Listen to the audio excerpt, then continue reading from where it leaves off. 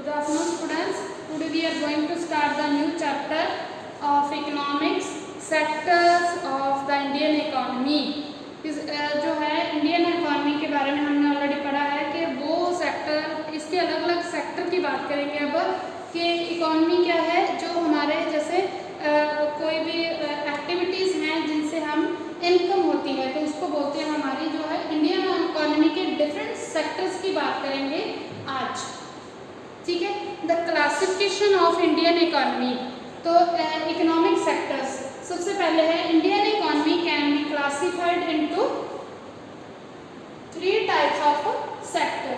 Three types of sectors में क्या कहा जाता है, इसमें primary, secondary and tertiary sectors. ठीक है, तो nature of the activity being perform, तो जिस तरह से वो अपना काम करते हैं उनके काम के अकॉर्डिंगली कैसी उनकी नेचर है उसके अकॉर्डिंगली हमने जो है इकोनॉमिक सेक्टर्स को डिवाइड किया हुआ है तीन आगे फर्दर सेक्टर्स में। ठीक है, तो इकोनॉमी को हमने तीन पार्ट में डिवाइड कर दिया। तो ये आपके पास आ जाएगा तीन सेक्टर्स में। ये हम डिफरेंट सेक्टर्स को अलग अलग से देखेंगे। फर्स्ट हम देख रहे हैं प्राइमरी सेक्टर। प्राइमरी सेक्टर में क्या है, activities undertaken by directly using natural resources. तो इसमें हम क्या देख रहे हैं कि जो हमारे पास नेचुरल रिसोर्सेज हैं, ठीक है, उनको जब हम यूज करते हैं, उनको डायरेक्टली यूज करके जो भी एक्टिविटीज होती हैं उसको क्या कहते हैं, प्राइमरी एक्टिविटीज। ठीक है, फॉर एग्जांपल एग्रीकल्चर। एग्रीकल्चर में हम क्या यूज करते हैं, लैंड, वो हमें नेचर ने प्रोवाइड किया है। माइनिंग है, फिशिंग है, फॉरेस्ट्री है, डेयरी है, तो ये सारे क्या हैं हमारे पास प्राइमरी सेक्टर के एग्जाम्पल्स, रिसोर्सेज हैं हमारे जैसे। तो it is called primary sector because it form the base of all other products that we subsequently make. तो जिससे हम और प्रोडक्ट्स बनाते हैं और ये सभी जो है बाकी प्रोडक्ट्स का बेस है, इसीलिए हम इसको प्राइमरी सेक्टर कहते हैं। Since most of the natural products we get are from agriculture, dairy, forestry, fishing, it is also called agriculture and related sector. इसको हम ये भी कहते हैं। ठीक है, तो ये हमारे पास क्या आ गया, प्राइमरी सेक्टर। तो प्राइमरी सेक्टर में क्या हो गया, जिसमें हम नेचुरल रिसोर्सेज को यूज करते हैं, उसकी एग्जांपल आ गई। तो ये बाकी सभी जो है सेक्टर्स का बेस है और सभी प्रोडक्ट्स इसी से ही आगे बनाए जाते हैं। ठीक है, तो आगे हमारे पास यू कैन सी के जो हमने एग्जांपल्स ली हैं उसके बारे में आप देख सकते हो कि एग्रीकल्चर है, फिशिंग है, फॉरेस्ट्री, जो भी है, ये सारी चीज़ें आप इनको ये ओनली एग्जांपल्स हैं जो आपने उसमें देखी हैं।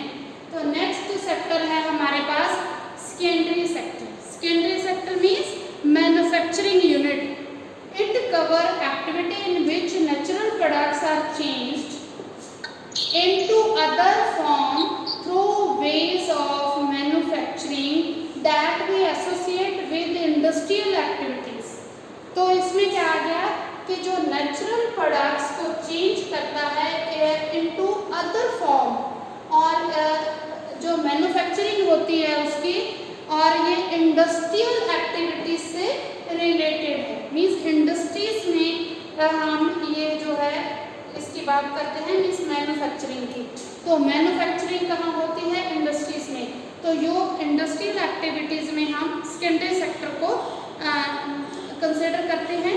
It is a next step after primary. तो पहले आगे एग्जांपल देखेंगे तब ये क्लियर हो जाएगा। तो ये प्राइमरी का नेक्स्ट, प्राइमरी के बाद वाला स्टेप है where the product is not produced by nature. यहाँ पे क्या है, हमने पहले किया था कि नेचर के जो हमारे पास सोर्सेस हैं उनको यूज करते हैं, बट ये क्या है कि कोई भी प्रोडक्ट है नेचर के द्वारा प्रोड्यूस नहीं किया जाता है, ये क्या है, but has to be made, बनाया जाता है, मैन्युफैक्चर किया जाता है। Some process of manufacturing is essential, ज़रूरी है।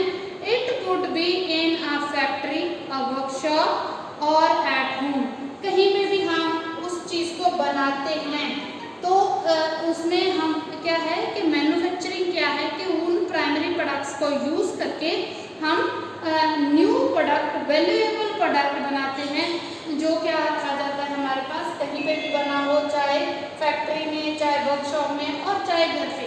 तो जैसे हमने की है, इंडस्ट्रीज़ की थी, small scale, large scale, cottage, तो वो सारी इंडस्ट्रीज़ ऐसी ही होती हैं।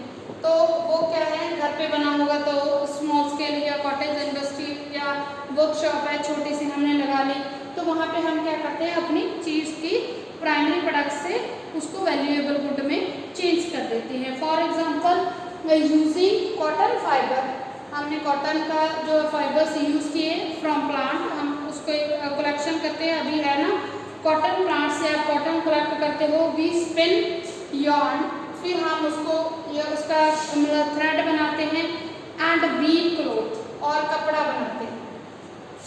Using sugar cane as a raw material, sugar cane हम मतलब एग्रीकल्चर करते हैं उसकी, फिर वी मेक शुगर और गुड़, we convert earth into bricks, तो जैसे हमने अर्थ को यूज़ किया, ब्रिक्स बना दी उसकी। तो ये सारी चीज़ें क्या है, रॉ मटेरियल से फिनिश गुड बना दिया, वैल्यूएबल गुड बना दिया। तो जैसे जिस जगह पे या जिस प्रोसेस से हम जो है रॉ मटेरियल से वैल्यूएबल गुड बनाते हैं, दैट इज मैन्युफैक्चरिंग। और मैन्युफैक्चरिंग किस में आता है, सेकेंडरी सेक्टर में, ठीक है। तो हमारे पास ये चीज़ आ गई। नेक्स्ट है, since this sector is associated with different kind of industries, it is called industrial sector. Secondary sector को और क्या कहा जाता है, हमारा इंडस्ट्रियल सेक्टर, इसका अनदर नेम है। कभी कभी एमसीक्यू वगैरह में आपके पास ये चीज़ आ जाती है, वो आप देख सकते हो कि कैसे ब्रिक्स बन रही हैं, हमने जो है उसको यूज़ किया,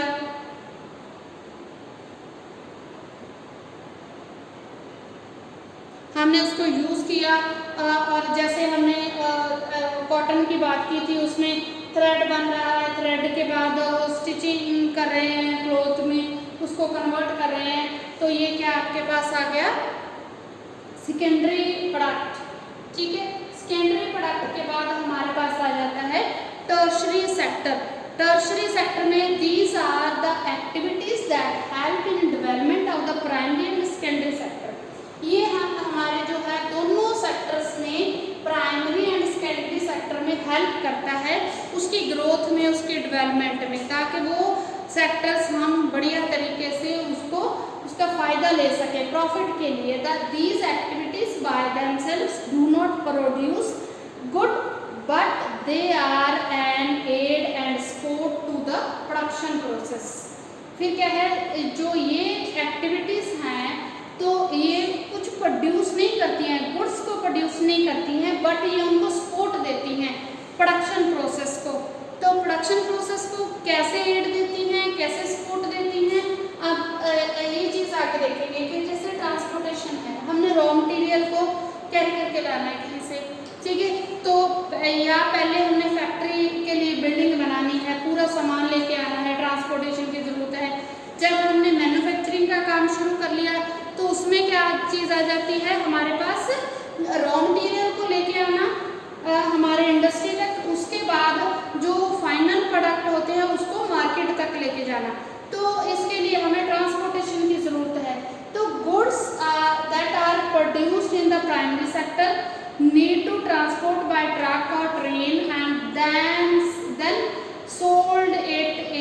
sold in the wholesale and retail shop। जैसे हमने प्राइमरी सेक्टर में ट्रांसपोर्टेशन कैसे करती है, वो तो सेकेंडरी में था कि हमने प्रोड्यूस किया राइस, वीट, कॉटन, जो भी प्रोड्यूस किया हमने उसको मतलब मार्केट तक लेके जाना है, ठीक है। तो वहाँ पे क्या है, हम उसको अपने ट्रक में या बस में, ट्रेन में, सॉरी, या ट्रैक्टर ट्रॉली में उसको लोड करते हैं, उसके बाद हम उसको उसकी ट्रांसपोर्टेशन करते हैं मार्केट तक बाय यूजिंग दिस सर्विस। उसके बाद है स्टोरेज शॉर्टेज। स्टोरेज में है at time it is necessary to store these products in godowns. तो फिर हमारे पास क्या है, स्टोरेज के आ जाती है। इसमें प्रोडक्ट्स को हमने पूरा का पूरा स्टोर करके रखना होता है फॉर द फ्यूचर। तो गोडाउन्स में है ये भी हमारे को सर्विस अवेलेबल की जाती है। ठीक है, आगे है कम्युनिकेशन। तो हमने पहले मतलब बात करनी होती है कि रॉ मटेरियल हमें कहाँ से मिलेगा। तो बाकी जो है सभी जो डीलर से बात करनी होती है रेट की या टाइम पीरियड की कब पहुँचाना है, तो वो जो हमारी कम्युनिकेशन है वो प्रॉपर वे से होगी तो ही हम टाइम पे उस चीज़ की डिलीवरी कर पाएंगे। ठीक है, तो आगे आपके पास आ गया बैंकिंग। बैंकिंग क्या है कि आपको मतलब इंडस्ट्री लगानी है जहाँ आपको पैसे की ज़रूरत इसमें होती है। अगर कोई भी इंडस्ट्री कोई भी काम करते हो तो उसमें इन्वेस्टमेंट ज़रूरी होती है। तो उसके लिए बैंक आपको लोन वगैरह दे देता है, आप बोरो कर सकते हो मनी फ्रॉम द बैंक्स। तो उसके ये हेल्प है जो पूरी की पूरी आपको बैंक दे देता है मनी की। तो ऐसे जो है since these activities are generate service rather than good it is also called service sector. Tertiary sector को हम सर्विस सेक्टर भी कहते हैं। जैसे सेकेंडरी सेक्टर को हमने इंडस्ट्रियल सेक्टर कहा था और इसको जो है ये चाहे गुड्स प्रोड्यूस नहीं करता है, ये टर्शरी सेक्टर है और इसको सर्विस सेक्टर भी कहा जाता है। कभी कभी एमसीक्यू वन वर्ड में ऐसे वाले क्वेश्चंस आ जाते हैं। ठीक है, तो इसमें आपके पास कौन सा आ गया, ये गुड्स प्रोड्यूस नहीं करते हैं but aid and support means पैसा और दो हर तरफ से उनकी सपोर्ट करते हैं प्रोडक्शन प्रोसेसेस की। तो इसमें 2-3 एग्जांपल्स इन्होंने ली हैं, तो ये हमने कर लिया है। आगे है हमारे पास कैसे कैसे मतलब working condition of the workers, organised and unorganised. Worker काम करेंगे चाहे वो प्राइमरी सेक्टर है, चाहे वो सेकेंडरी सेक्टर है, चाहे वो सर्विस सेक्टर है, वहाँ पे क्या होगा वर्कर्स काम करेंगे। तो वर्कर्स 2 कंडीशंस में काम करते हैं, one is organised and other is unorganised. इन दोनों का क्या मतलब होगा, हमारे पास ऑर्गेनाइज्ड होता है जहाँ पे आपको हर फैसिलिटी दी जाती है, टाइम पीरियड है, आपको सही तरह से वेज दी जाती है, आपके काम का मतलब सिक्योरिटी आपको होती है। अनऑर्गेनाइज्ड जिसमें मतलब आपका टाइम नहीं है, डेली वेज की तरह के मतलब कभी भी आपको कोई भी प्रॉब्लम आ जा सकती है। उसमें क्या है कि आपका जो है वर्किंग आवर और कंडीशन दोनों मतलब आपके ऊपर डिपेंड है, वो आपको अच्छे से प्रोवाइड नहीं करते हैं।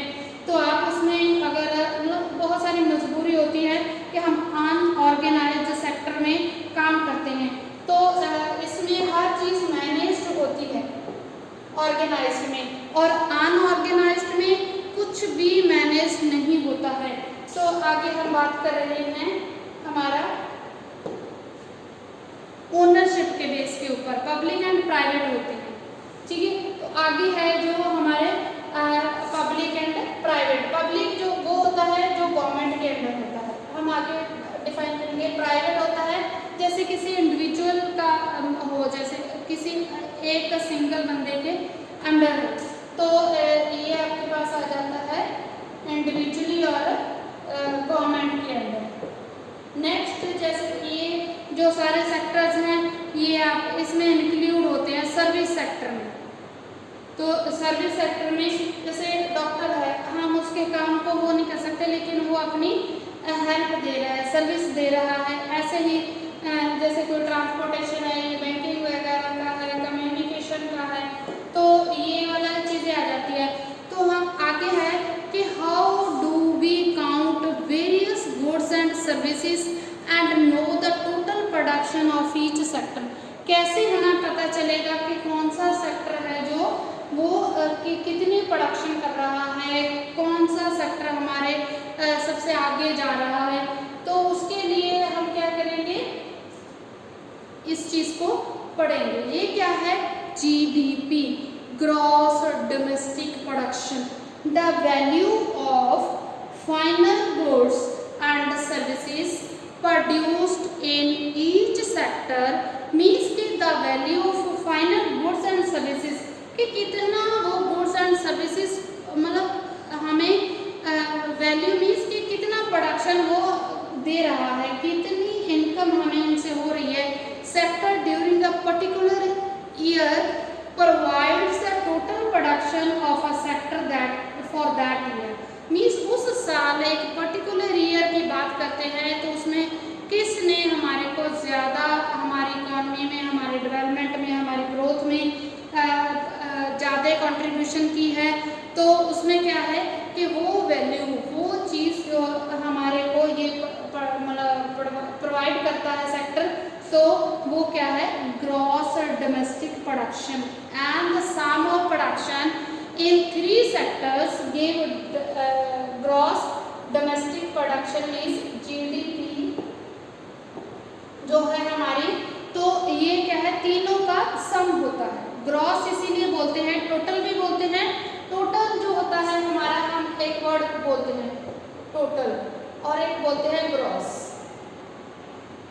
ग्रॉस में सारा आ जाता है, उसमें हर चीज आती है, टोटल भी होता है, बट वो जो जिसमें कोई चीज मतलब बाहर ना हो, तो ग्रॉस मीन्स तीनों इंडस्ट्रीज का जो हमारे तीनों सेक्टर्स का जो सम होता है प्रोडक्शन का, वो क्या होता है, GDP of the country.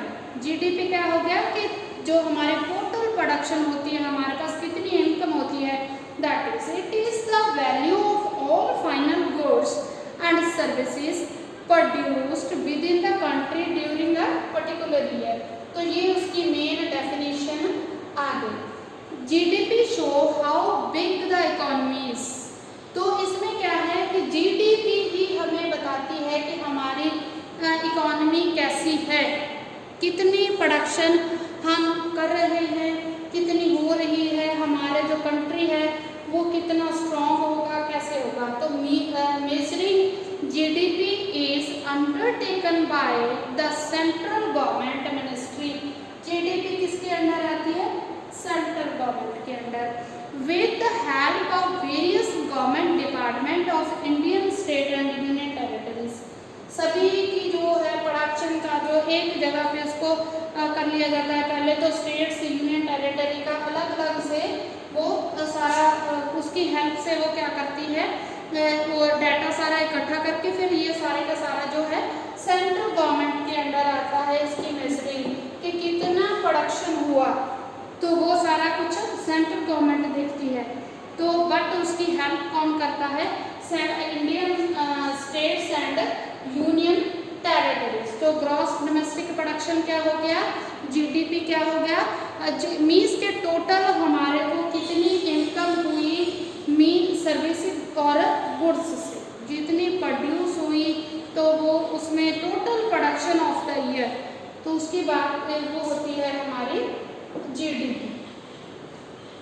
Historical change in the sector in 3 stages, तो वो कैसे कैसे चेंजेस आए हैं, तो वो है इनिशियल स्टेज, स्टार्टिंग में क्या हुआ, after observing the changes that have come in the development pattern of the sector, it has been found that. तो स्टार्टिंग स्टेज में वो कहते हैं कि जो चेंजेस आई हैं, मतलब वो जब ऑब्जर्व की उसके बाद क्या हुआ है, come in the development pattern of the sector, means उसमें डेवलपमेंट में हमने देखा कि ये यूज़ किया तो ऐसा हुआ, ऐसा किया तो ऐसा हुआ, तो उसमें हमारे को पता चला in the initial stage of the development the primary sector was most important sector of the economy. सबसे पहले जैसे हमने स्टार्टिंग में देखा तो क्या था उसमें कि इनिशियल स्टेज में प्राइमरी सेक्टर को मेन इम्पॉर्टेंट सेक्टर माना जाता था, but as the method of farming changed the agriculture sector, फिर क्या हो गया, हमने जब उसके मेथड चेंज कर दिए, ठीक है। तो फार्मिंग के तो agriculture sector began to prosper, तो उसकी ग्रोथ होना शुरू हो गया। It produce much more food than before, तो जैसे मतलब वो ज़्यादा पहले से ज़्यादा फूड प्रोड्यूस करने लगा।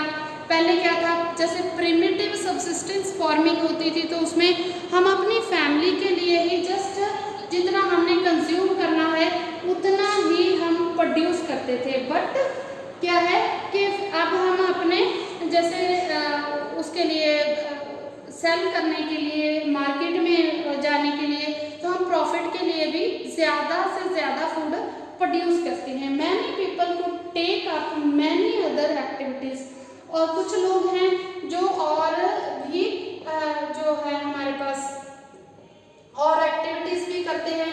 तो उसमें क्या है, other activities which led to the increase the number of activities, जिससे क्या हो गया हमारे पास कि वो जो है और भी लोग और काम करना शुरू कर दिया, जिससे क्या हो गया कि बहुत और काम शुरू हो गया। Other activities, number of activities हमारे सामने आ गई। However, at this stage, most of the goods produced were natural product and products from the primary. Hence, most of people were employed in this sector. Means कि बहुत क्या है कि this stage most of good produces, जिसमें हम natural products को use करके और प्रोडक्ट्स मतलब गुड्स प्रोड्यूस करते हैं, तो वो हो जाता है हमारे को प्राइमरी सेक्टर में हमारे पास आ जाता है। एंड बहुत ज़्यादा लोग इसमें इस सेक्टर में एम्प्लॉयड हैं, ठीक है, मीन्स काम करते हैं। एम्प्लॉयड मीन्स वहाँ पे काम करते हैं। तो इनिशियल स्टेज में क्या आ गया कि प्राइमरी सेक्टर ही सबसे ज़्यादा इम्पोर्टेंट सेक्टर था हमारा। तो इसमें जो है हमारे पास जो आ जाता है एग्रीकल्चर सेक्टर, और उसकी ग्रोथ जब हमने नए मेथड यूज़ किए तो उसकी भी ग्रोथ होगी और एक्टिविटीज़ भी उसके साथ साथ चलने लगी। तो ये क्या था कि जो गुड्स प्रोड्यूस हैं उसमें नेचुरल प्रोडक्ट्स हमारे को कहाँ से मिलते थे, प्राइमरी सेक्टर से। तो बहुत सारे लोग हैं जो इसमें एम्प्लॉयड हैं। तो नेक्स्ट हमारे पास आ गया सेकेंड स्टेज। सेकेंड स्टेज में क्या आ गया हमारे पास,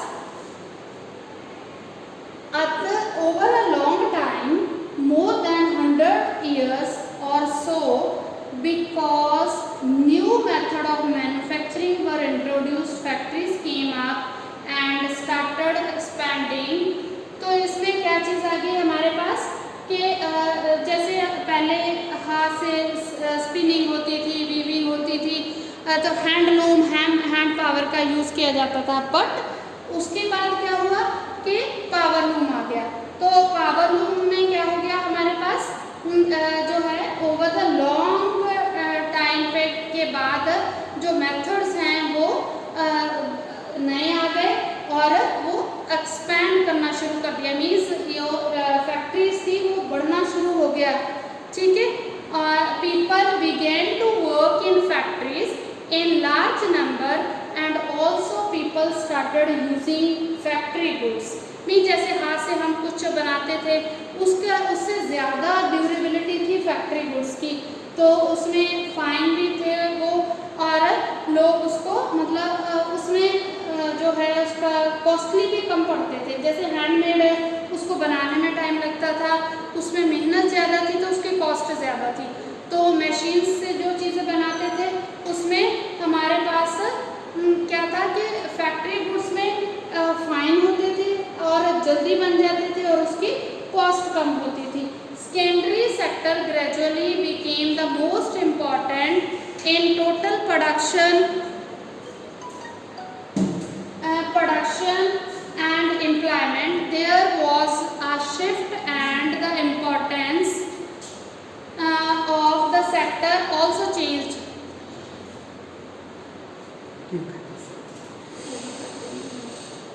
Secondary sector gradually became the most important in total production and employment।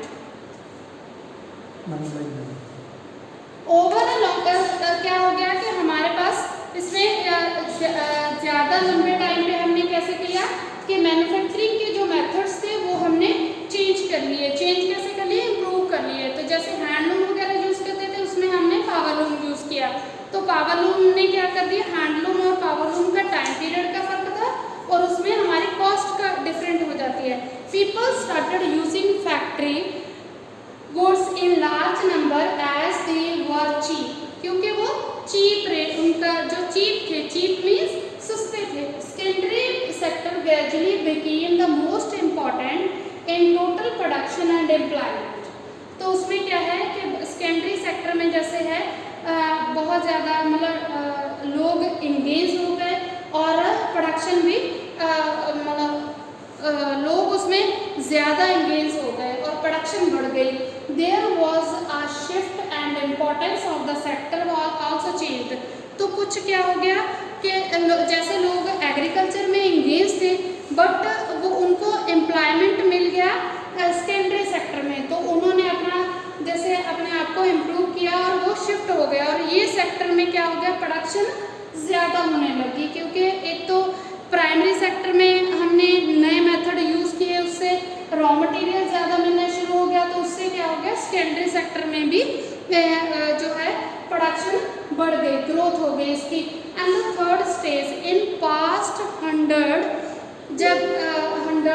There has been a further shift from secondary to tertiary sector in the developed country. तो उसमें क्या हो गया कि जो है सेकेंडरी से टर्शरी सेक्टर में डेवलप्ड कंट्री थे जो, उसमें टर्शरी सेक्टर ने भी बहुत ज़्यादा अपना वो पार्ट प्ले किया। The service sector has become the most important in terms of total production.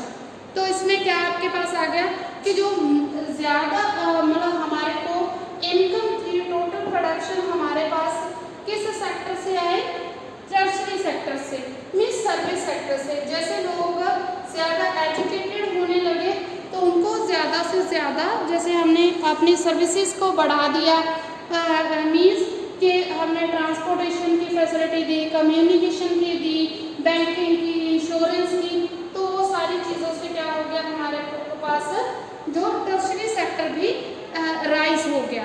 तो इसमें हम क्या बोलेंगे कि rising importance of tertiary sector in production. तो उसकी क्या इम्पोर्टेंस थी जो टर्शरी सेक्टर हमारे पास आया था। ओवर 30 years बिटवीन 1973 टू 2003, तो उसमें जो है हमारे पास इन टाइम पीरियड के बीच में, इन 30 years के बीच में production in the tertiary sector has increased and increase the most. बहुत से जो हमारे पास इतना टाइम पीरियड था इसके बीच में जो टर्शरी सेक्टर में हमारे पास प्रोडक्शन में बहुत ज़्यादा इंक्रीज हुआ, ठीक है, मोस्ट इंक्रीज।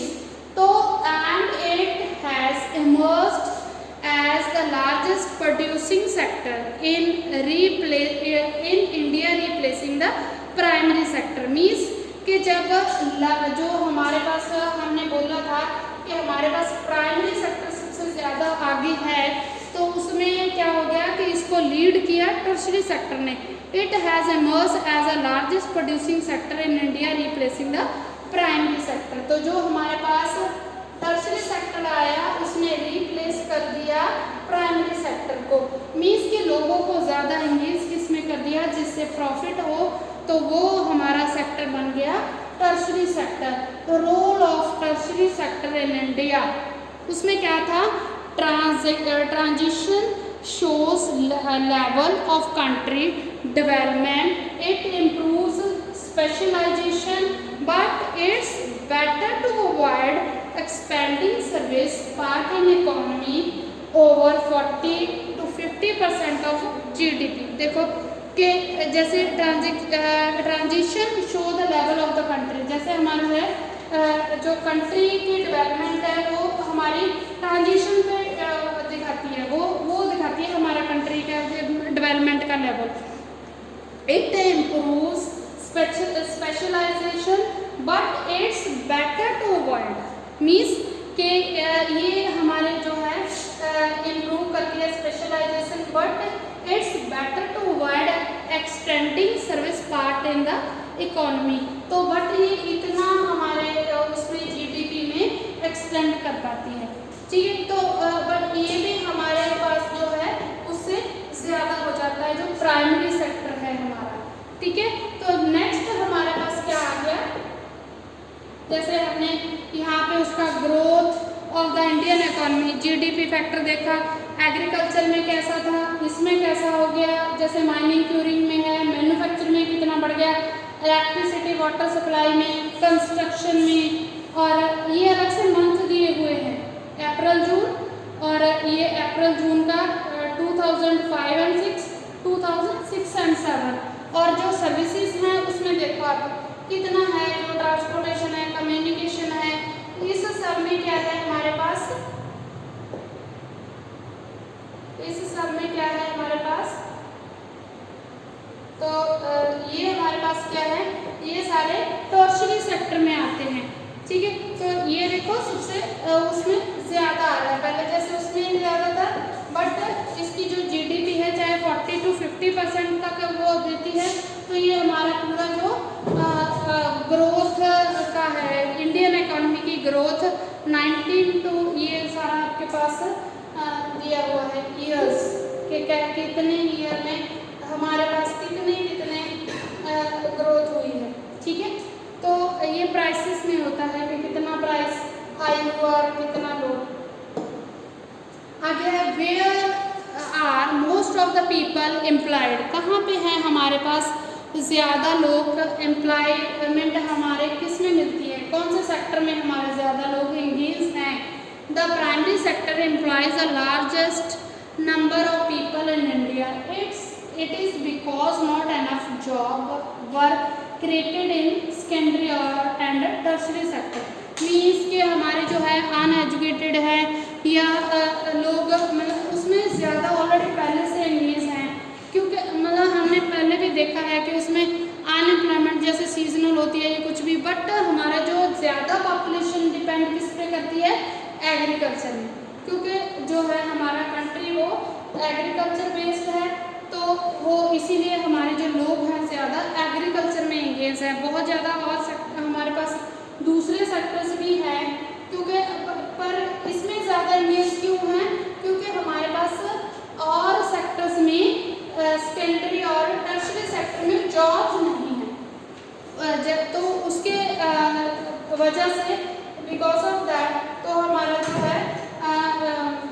प्राइमरी में लोग ज़्यादा एंगेज है। और इसके बाद क्या आता है, अंडर एम्प्लॉयमेंट। अंडर एम्प्लॉयमेंट क्या है, it is a situation where people are apparently working but all of them are made to work less than their potential, जितना वो काम कर सकते हैं तो क्या है कि उतना काम वो किया नहीं जाता है या उतना काम उनको मिलता नहीं है। इट इज़ अ सिचुएशन है ये एक तरह की अंडर एम्प्लॉयमेंट की, where people are apparently working, काम तो कर रहे हैं but all of them are made to work less, तो जितना वो काम कर सकते हैं उससे कम काम उनको मिलता है, ठीक है। तो इसमें है if few people move out it will not affect the production, अगर उसमें से कुछ लोगों को साइड पे कर दिया जाए, जैसे हमारे पास 10 जो है लोग हैं,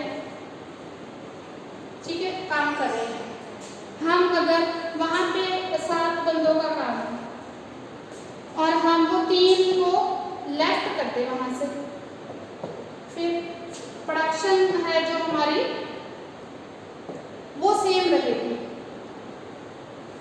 फिर तो ये क्या आ गया हमारे पास कि हमारी जितनी पोटेंशियल है वो 7 बंदों की वो 10 बंदे पूरा कर रहे हैं, तो वो 7 बंदे भी उतना ही काम कर सकते हैं जितना 10 कर रहे हैं, तो वो 3 बंदे जो हमने लगा रखे हैं वो मतलब एक्स्ट्रा लगा रखे हैं, तो वो इनकी पोटेंशियल को पूरा नहीं बाहर आने देते। तो ये इस सिचुएशन को बोलते हैं underemployment. It is hidden in contrast to the open unemployment where a person is clearly और विजिबली विदाउट जॉब। तो ये क्या है हमारे पास, ये हिडन है हमारे पास। तो ये ओपन अनएम्प्लॉयमेंट, एक तो होता है पर्सन कि हाँ जी मेरे पास काम नहीं है, बट क्या है कि ये हिडन अनएम्प्लॉयमेंट है। हिडन को क्या कहते हैं, डिस्गाइज्ड अनएम्प्लॉयमेंट, जहाँ पे हमारे को वो बंदा काम, तो अब 10 लोग थे जो वो काम तो करते दिखाई दे रहे हैं, बट वो काम 7 पीपल का ही है। तो वो 3 है जो हमारे पास, वो है तो वर्किंग, बट क्या है वो डिस्गाइज्ड अनएम्प्लॉयमेंट आ जाती है। तो इसीलिए इसको क्या बोलते हैं, वैसे तो डिस्गाइज्ड कहते हैं, डिसस्ड भी कहते हैं, ठीक है। एंड ये जो हम ज़्यादा लेबर लगा देते हैं उसके ऊपर लोग, तो वो क्या आ जाती है हमारे पास, इसको बोलते हैं छुपी हुई बेरोजगारी, means disguised unemployment. It under this under unemployment under employment also happen in the other sector. दूसरे में भी होता है ये प्राइमरी में तो होता ही है, जैसे एग्रीकल्चर में वहाँ पे घर पे 10 बंदे हैं, 10 के 10 काम कर रहे हैं, वहाँ पे 5 का काम है, 5 फ्री किसी और काम में बिजी हो सकते हैं, बट क्या है हम वहीं पे एंगेज हो जाते हैं। हमें लगता है कि हम काम तो कर रहे हैं, वहाँ पर हमारा काम नहीं होता है। In this sector, in the other sector, for example, there are thousands of casual workers in service sector in urban area as painter, plumber, repair person। तो ये जो है वहाँ पे भी ऐसी जो हमारे पास अंडर एम्प्लॉयमेंट है, वहाँ पे भी जो है अर्बन एरियाज में भी हमारे पास होती है। तो जैसे हमने इसकी एग्जांपल ली रूरल एरिया की या एग्रीकल्चर की, तो वो चीज़ आ गई हमारे पास, और अर्बन एरिया में भी हमारे पास जो है अंडर एम्प्लॉयमेंट होता है। नेक्स्ट हमारे पास टॉपिक आता है, उस अंडर एम्प्लॉयमेंट को ख़त्म करने के लिए मीन्स गवर्नमेंट ने क्या क्या किया। तो उसने क्या किया, national rural employment guarantee act 2005 के अकॉर्डिंगली उन्होंने क्या कर दिया, सभी लोगों को 100 डेज एम्प्लॉयमेंट दे दिया, ठीक। तो ये किसने स्टार्ट किया, ये काम करना सेंट्रल गवर्नमेंट ने, started by the central government. सभी स्टेट्स में उन्होंने इसको इम्प्लीमेंट कर दिया। Made a law implementing right to work in 2000 district of India. तो जैसे इसमें क्या है, कितने डिस्ट्रिक्ट को इंक्लूड कर लिया इस जो है नरेगा में, तो 100 डेज वर्क वाले जो हमारा उन्होंने शुरू किया एम्प्लॉयमेंट के लिए गारंटी एक्ट के अधीन ये चीज़ शुरू की उन्होंने, ठीक है। तो इसमें 200 डिस्ट्रिक्ट्स को इंक्लूड किया। All those who are in need of work will get granted 100 days work and if the government fail to do so it will give unemployment allowance to them। अगर मतलब गवर्नमेंट है जो वो उनको 100 days का काम नहीं दे पाती है, तो वो उनको अनएम्प्लॉयमेंट अलाउंस देगी, मीन्स कि वो अब उनको 100 डेज की जो पेमेंट है वो देगी। और ये कहाँ पे होता है, इन ईयर फॉर ईच फैमिली, सभी के लिए विद 5 किलोमीटर के अंदर ही होता है कि नज़दीक होता है। With in 15 days from application on the local development project. तो 15 डेज पहले उनको उसके लिए एप्लीकेशन होती है।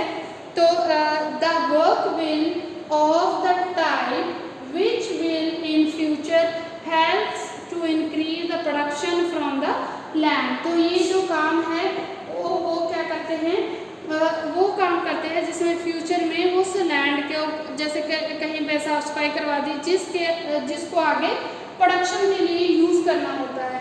तो ऐसे गवर्नमेंट उनको काम देती है और वो जो फ्यूचर के प्लान्स होते हैं उसके अकॉर्डिंगली उनसे काम करवाया जाता है, ठीक है। तो ये किसके अंडर आती है, ये ग्राम पंचायत के अंडर आती है, ठीक है। तो ये आपका आ गया नरेगा। अनऑर्गेनाइज सेक्टर की हमने बात की थी और ऑर्गेनाइज सेक्टर, उसमें आप देख सकते हो कि ऑर्गेनाइज तो है, उनका फिक्स्ड टाइम पीरियड होगा, फिक्स्ड, देखो कितनी अच्छी कंडीशंस में वो वर्क कर रहे हैं। और अनऑर्गेनाइज देखो कि वो उसका जो वर्किंग कंडीशंस हैं वो भी सही नहीं है, ठीक है। तो ये ऑर्गेनाइज एंड अनऑर्गेनाइज्ड की आपको जैसे एक्चुअल में बताया गया है। यहाँ पे आप देख सकते हो कि ऑर्गेनाइज सेक्टर में क्या चीज़ है, term of employment are regular, so people have assured work, उनके पास मतलब श्योरिटी होती है काम की, रजिस्टर्ड बाय द गवर्नमेंट, उनकी रजिस्ट्रेशन ऑलरेडी की जाती है by the government, and follow rules regulations given in various laws, वो काम करते हैं रूल्स एंड रेगुलेशंस के अकॉर्डिंगली, ठीक है। तो जैसे गवर्नमेंट देती है काम, उनका वर्क टाइम पीरियड सब कुछ अश्योर होता है, and has some formal process and procedures वो फॉलो करते हैं काम में, ठीक है। तो जैसे उनका टाइम पीरियड, उनके वर्किंग कंडीशंस देखो, तो हर फैसिलिटी उनको दी जाती है। बट जो आगे हम देखेंगे अनऑर्गेनाइज्ड में, तो वो उसमें जो है हमारा इसके बेनिफिट्स हम पहले देख लेते हैं कि जो हमारे पास ऑर्गेनाइज्ड का बेनिफिट क्या है। पेड लीव, उनको लीव भी मिलती है, पेमेंट ड्यूरिंग हॉलीडेज, अगर कोई हॉलीडे हो जाती है या कोई भी गस्टेड हॉलीडे आ जाती है या वह दूसरी होती है तो उसके लिए उनको पेमेंट दी जाती है। प्रोविडेंट फंड, उनको और भी जो उनके फैसिलिटीज़ हैं वो भी मिलती हैं। ग्रेट्युटी उसमें मेडिकल बेनिफिट्स होते हैं, and workers get pension after retirement, means कि उनको जो है गवर्नमेंट के जो हमारे एम्प्लॉयज़ होते हैं उनको हर फैसिलिटी होती है, मेडिकल फैसिलिटी है, और बाकी और भी फंड होते हैं, जैसे कहीं आने जाने का है तो ट्रैवलिंग अलाउंस मिलते हैं, या TAD वगैरह कहीं पे आप जाते हो उसका जो आ जाता है। वर्किंग जब आप मतलब रिटायर हो जाते हो काम से तो आपको पेंशन भी दी जाती है। नेक्स्ट है आपका अनऑर्गेनाइज्ड सेक्टर, तो आप देख सकते हो कि अनऑर्गेनाइज्ड सेक्टर में क्या है,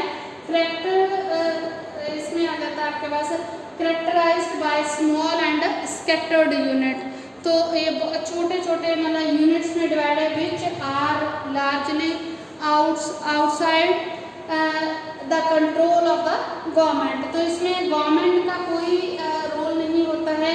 there are rule and regulations but these are not followed, यहाँ पे रूल्स एंड रेगुलेशंस भी हैं तो भी उनको फॉलो नहीं किया जाता है। No paid jobs and are not regular, तो जो है जो जितना पेमेंट है वो भी उनको रेगुलरली नहीं दी जाती है, तो ये जो है उनकी वर्किंग कंडीशंस बढ़िया नहीं होती हैं, और उनको जो पेमेंट है वो भी सही तरीके से नहीं की जाती है। तो जैसे है how to protect worker in the unorganised sector, कैसे उनको मतलब प्रोटेक्ट कर सकते हैं, उसके लिए क्या है, setting up small scale industries in semi rural area, तो हम क्या कर सकते हैं उसके लिए स्मॉल स्केल इंडस्ट्रीज सेटअप कर सकते हैं।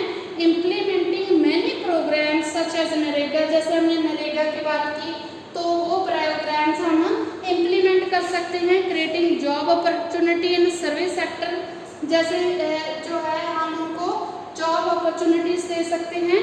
Allow credit at a lower rate, तो हम उनको जो है क्रेडिट्स दे सकते हैं।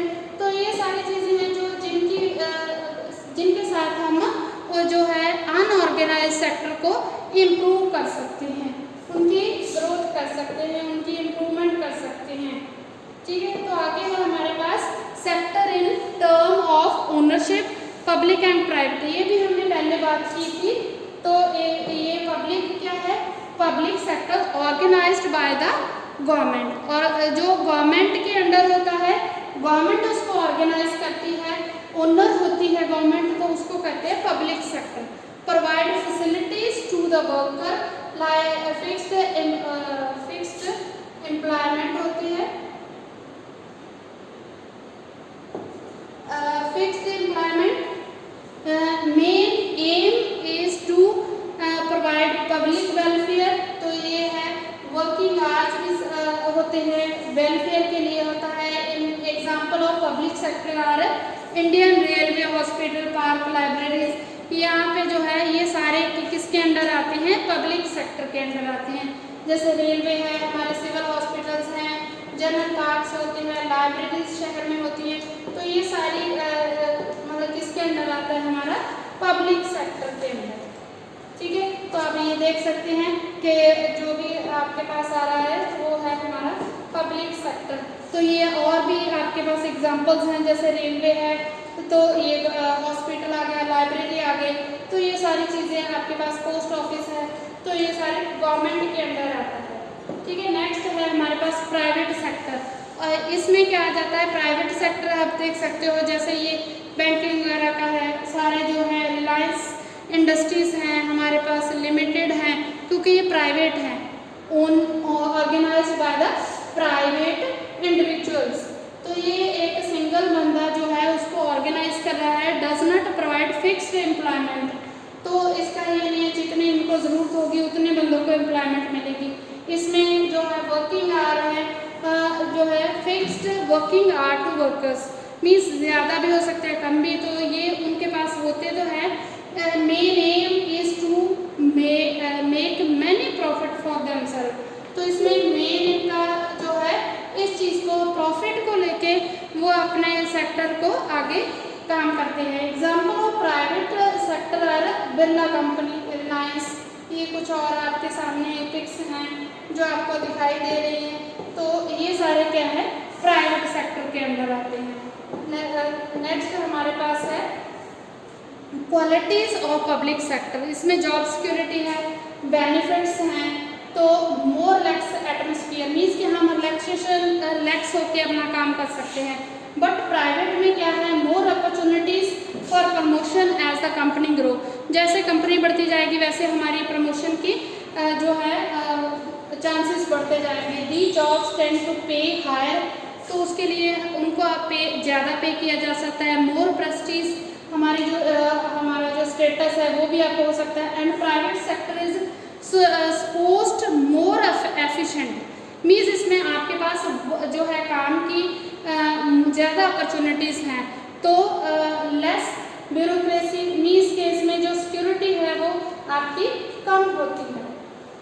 ठीक है, तो आप जो है ये आपका चैप्टर ओवर हो चुका है। Thank you students.